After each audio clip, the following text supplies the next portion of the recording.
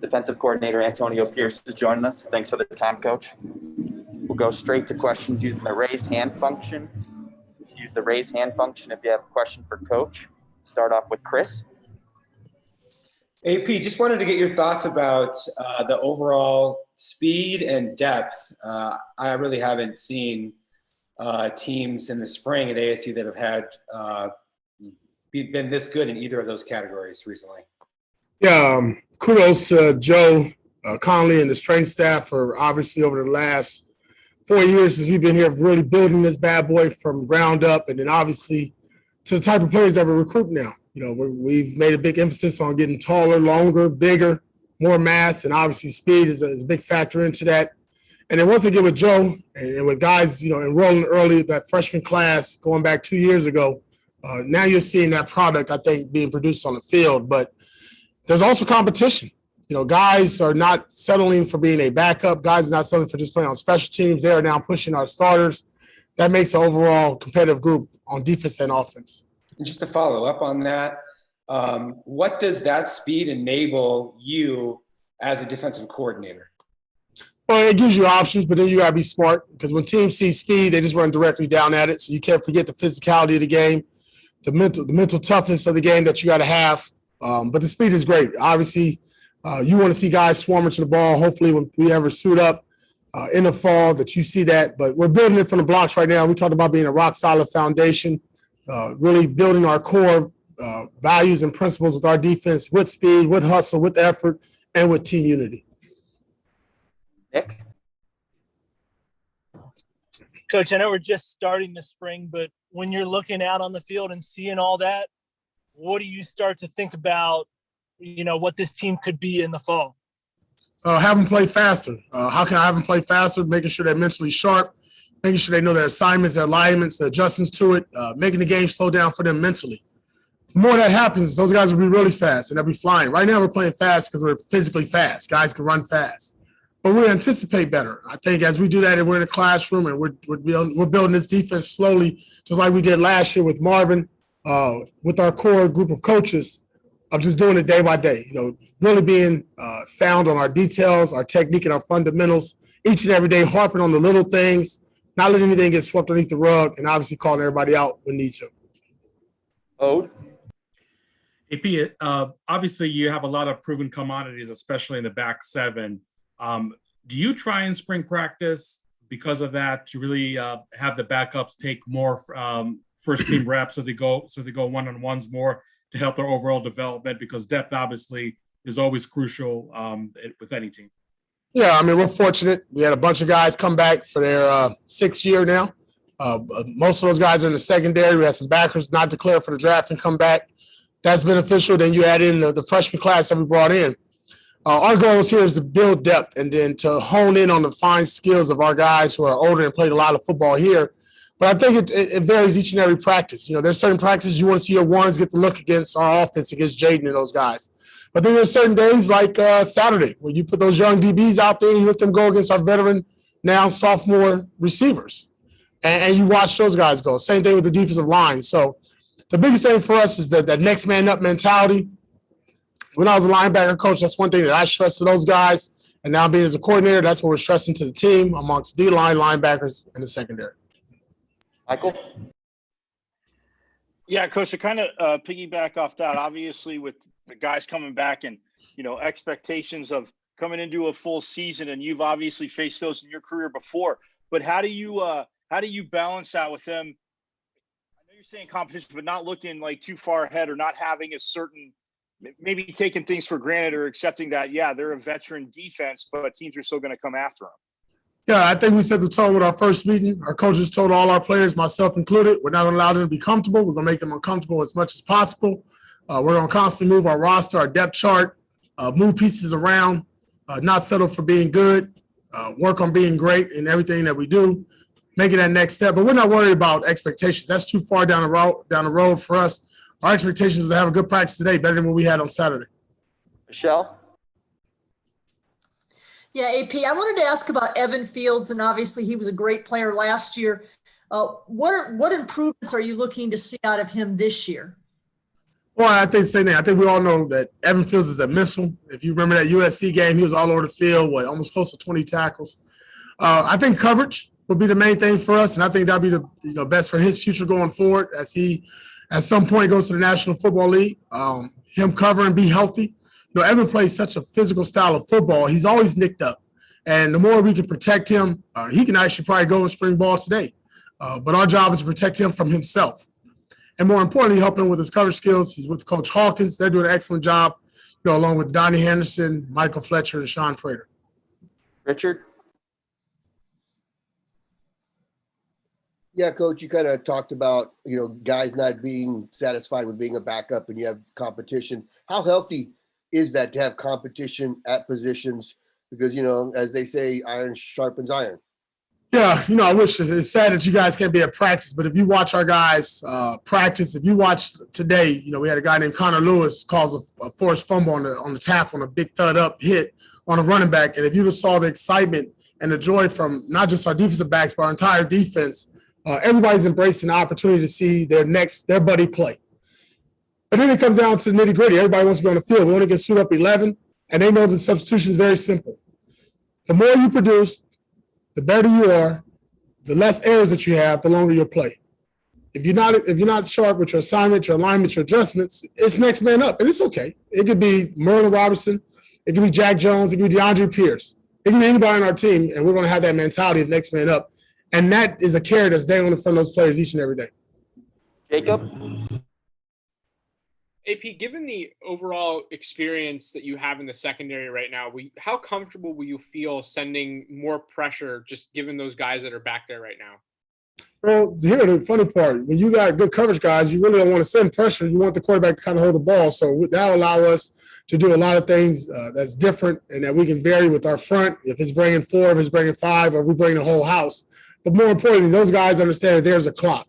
And the goal for our defensive line, our linebackers, or whoever's rushing the quarterback, let's say, that quarterback can't hold the ball for longer than 3.5 seconds. We want to see that ball come out quick. We want to rally everything up from top down and be a good tackling team. We want to have our tackle efficiency up in that 85 to 90%. That leads to a winning performance. A few more questions for Coach. Trevor? AP, you've talked about competition. Just how is that different from years past in terms of their capability to sharpen your starters and kind of foster more battles with guys who've just been in the program and know what you're looking for? It's real simple. Our twos are pretty good. Our twos can be starters, and we'll be comfortable with that. Would it be what we want and fine-tuned across the board? No, but we're really comfortable with our twos. And I'll just use the linebackers, for example. I think Caleb McCullough is close to being a starter. Eric Gentry is a true freshman coming in. He's very impressive.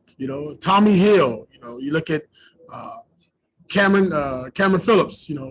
Kewan Markham. You name a bunch of guys in our second group, and you say, wow, if that was a starter, I'm okay. And those guys understand it, and the guys in front of them understand it because I'm telling that each and every day. And we're also telling our freshmen that because that's what we're telling the recruits when they come in here, that they're going to be given an opportunity to compete. And that's how we've built this culture here over the last 4 years. We're using that recruiting technique, and we're not live because we played freshmen. We really don't redshirt anybody. And when most of those guys find their way on the field either through special teams or defense. Ode? AP, as much as we talk about a lot of proven commodities in the back 7, I know defensive line, because of various absences, has it been maybe a little harder to get a true read on them after the first week of spring practice? No, actually it's really good because you're seeing a lot of Trevez Moore, Stanley Lambert, DJ Pisafea. You're seeing a great job of those guys getting an opportunity to play, and they're making the most out of it. And they're getting better. They're getting a lot of reps. We're in that mode of 80 to 90 reps each spring practice. And when you count that up over 15 practices, those guys will get a vast amount of reps, so we can now judge them going forward. Knowing what we got with the Jermaine Lowland, Tyler Johnson, we know what those guys can do. And you got to add in the fact that even though he hasn't played a lot of football, is Amiri Johnson. So we're getting comfortable with our depth because we're building up our 2s and 3s on paper who are now 1s and 2s on the field. Last question, Christian. Yeah, Coach, you mentioned how much longer and just the size, speed, everything, how much more elite you guys are athletically. How rewarding is that to see, your efforts and Coach Furman's efforts after 4 years now starting to pay off on the field? Yeah, I'm sorry. I could not hear your question.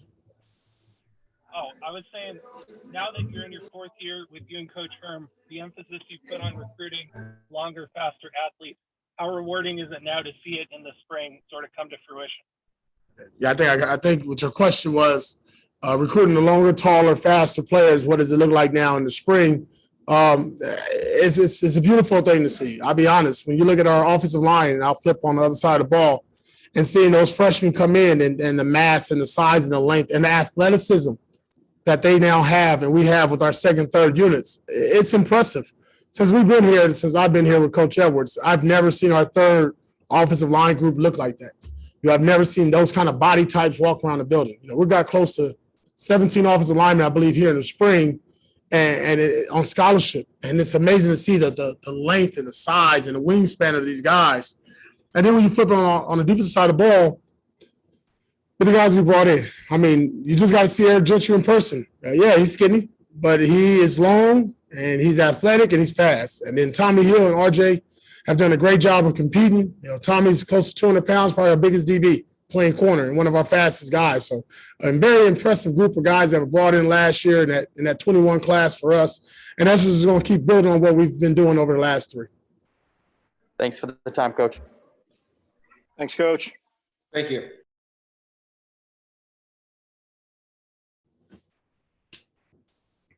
Evan Fields has joined us. Thanks for the time, Evan. Yes, Go sir. straight No to problem. questions using the raised hand function. Please use the raised hand function if you have a question. Michelle? Hi, Evan. Can you talk us through your decision to return to ASU and what you want to do this year, your goals? Yeah, so I talked it over with, my family and of course, like the coaches and everything, everybody in my corner. And it just felt like the best decision, with our season getting cut short to the 4 games that it would be best for me to come back. So, yeah, I basically just did, what's best for me. And like, I wanted to come back and, play with my team one more time. And, that ultimate goal of getting the Rose Bowl that's the main goal. And then just, getting better as myself as a player, being as best as I can be. Mac? Hey, Evan, you kind of mentioned about you coming back in that last question. You, Chase, and Jack all came back. Is there sort of a vibe of unfinished business to a degree? Yeah, I mean, the season got cut short and, the first game we left some stuff out on the field in some of those couple of games, but I wouldn't say that. I mean, it's just like, I feel like with the talent level we have, there's no excuse for us not to get our goal completed. I guess that would be the mindset. Nick? Evan, how would you describe DeAndre Pierce as a coach? Well, can you repeat that? Excuse me. Yeah. How would you describe Antonio Pierce as a coach? Oh, a great coach, especially, especially having a guy who's like been at that level and, and he's seen all types of football. So him just having that knowledge of actually like playing the game and playing at the highest level, that takes it a long way. And then his ability to teach us and how he teaches us, making us understand and like he approaches us in different ways, where everybody can understand like what he's talking about. And also, getting us fired up. I mean, there's no better motivator really, I think, on the staff than him. I mean, whenever I just hear him talking here and fired up, it just gets me fired up. So I feel like he's a great defensive coordinator for us to have. And I think he'll help us with our physicality, with our mental game and everything going forward. Chris? He's an even better. Sorry, can I ask real quick? He's an even better motivator than Herm? I would say like it's playing violent within the game, within the rules, that aspect, yes. But I mean, I don't know. I ain't gonna give no bet who's better, but I guess in being physical and being the aggressor, I would say in that aspect, yes. Evan, what would you say are the aspects of your game that you're really working on specifically this year to elevate your play? I would say just finesse and like ball production is getting my hands on the ball, and just being a smarter football player. I mean, they always here in this facility they always tell us the smartest players play the longest. So, just playing, being smarter and growing with the game, growing older in the game, knowing the game, and making more plays. Ode? Evan, as much as it was impressive to see you lead the team in tackles. To have three forced fumbles in only a 4-game season, I mean, that's equally impressive. I'm just curious, is that a skill that you felt maybe you carried over from your high school days, or something you really be able to develop during your time at Arizona State? The ones where I rip it out, I feel like that's something I've learned here. Like, they do a great job, like an emphasis of us, you know, whenever there's if one of my teammates has somebody wrapped up and I can come rip the ball out, then come rip it out. I mean, it's just that simple. So, and as far as like hitting and making people fumble, that's just, I guess, just aggressiveness. You know, I like to hit. So, I mean, sometimes if you hit them hard enough, they'll let go. Michael? Yeah, Evan, coach, obviously always talking about competition, but when you flip it to the other side of the ball, I mean, he's talking about the offense getting just bigger and longer and stuff like that. For you guys defensively, how much of an advantage is it to get to compete against an offense, again, that's being that physical as you guys, I mean, go through spring ball, but then get ready for a season? Oh, yeah, I think it does a great measure because, I mean, it gives you, it gives you a look at like what the game will be. And you can't really simulate the game in practice, but this is a good start, you know, especially, I mean, it's just iron sharpens iron. So our guys are physical up front. They're being physical up front. And I mean, it's just going to help prepare us better for the game. Jacob? Evan, AP spoke about the overall production from the second team guys and just how impressed he's been with those players. I'm curious what your perception of the younger guys in either your unit and the entire defense have been so far in the spring. Yeah, those guys, they came in and they're just, you know, adjusting to the culture fast. They're all competing, and like that's the sign you want to see from like a young player, is just him having the mentality that he's going to compete and that he's not going to quit and he wants to win. So they're still learning, and now they're doing a good job learning the scheme and they're picking up. So I think that their mentality and that they just have heart is like the first step in them being, I think they can be really good players. A few more questions for Evan. Richard? Yeah, Evan, Coach kind of talked about, you know, how you always go all out and kind of have a high motor. What is it about you that makes you have that kind of mentality, and how do you think that affects your teammates in a positive way? I mean, my main goal when I'm just out in the field is I want to win. That's what it all stems from. And I strive to be like the best. So I want to just, you know, make my mark, and I feel like I'm one of the best safeties. I mean, not really in the pack, but I feel like I can be one of the best in the country. So that's what I'm striving for out there, and just trying to help my team win. Chris?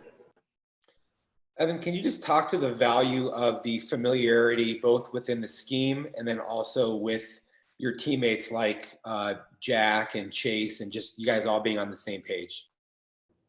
Yeah, now, especially, you know, learning the scheme, that's first and foremost, you know, just knowing what you're doing out there. When you know what you're doing, you can play faster.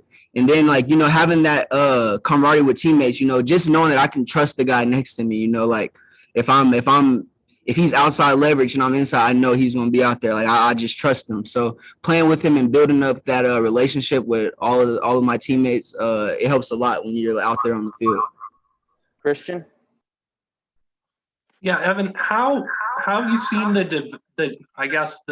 depth of the team develop over the course of your career? It seems like every year there's always more players that are ready to contribute, and now, like Coach Herm said, you guys are truly 3D.